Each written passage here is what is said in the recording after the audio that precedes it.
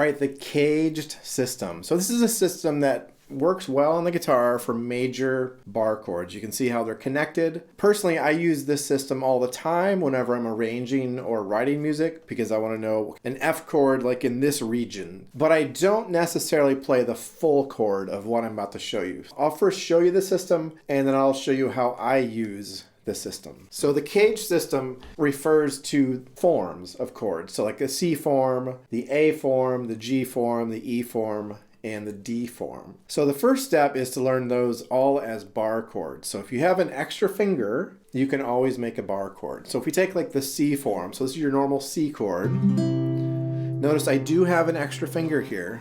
So if I go like this, still a C, and then I can move it up. And now this is the C form. It's no longer a C chord, but it's the C form. Here's the A chord. So A form. So A form, technically now it's a B flat chord. So C, A, G, G form. Here's a G chord as a bar chord. This one's kind of tough. And then the E form. And if we do that as a bar chord, it looks like this. And then finally the D form. And if we do this as a bar chord, it's not technically a bar chord. So that's your D form. So those are the different forms. Now to see how they connect, we'll just go through the CAGED system. We'll use a C major chord and go through like the CAGED system. So you got a C chord here. So that's C. Now the next one is A. So here we have the A form. At this point right here, it's a C major chord. So C, A. The next one is G.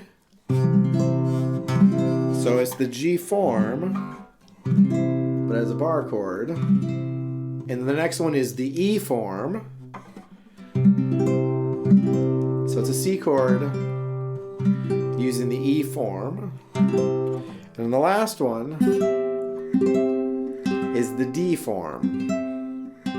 So this is a C chord, but it's the D form. So all together you have C, you have the A form, you have the G form, E form, and then the D form.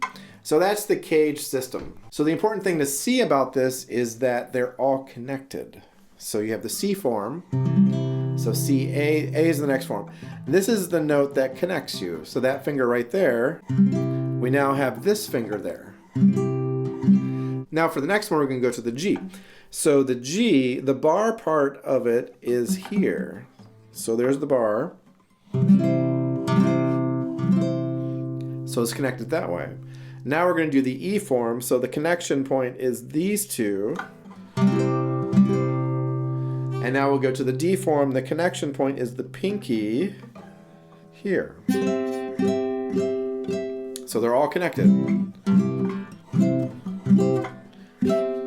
So the next step is just try practicing different chords. So let's do like the A form. Let's do like the A chord. So A major. So here we have this, A major. So C, A, G is the next. So that connection point looks like this. And then the next in line is E.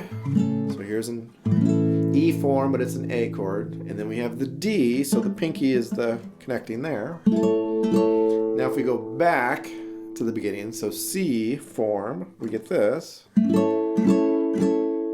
then we're back to the A, this is tough on this guitar. I don't often play some of the harder ones as a full chord, so like this chord right here. This is the G form, this is our C chord, it's a C major chord, but it's the G form. Like this is just a tough chord to get to. But what I will do is use just part of it. So here's the full. So I'll just go right there. For the A form, I might just use that part of it. For like the C form, like this, I might just use the bottom 3 strings, like these. So this is This is an F chord, but I'll just use that part of it. In fact, I use this chord a lot, like this, because whenever I want to use an F chord in this region, so you got F down here, here's an F here, but what about this area? You can use this version, and it's right there. So I hope this video helps. If you have any questions, please write down below in the comments, and I will do my best to answer them. So good luck.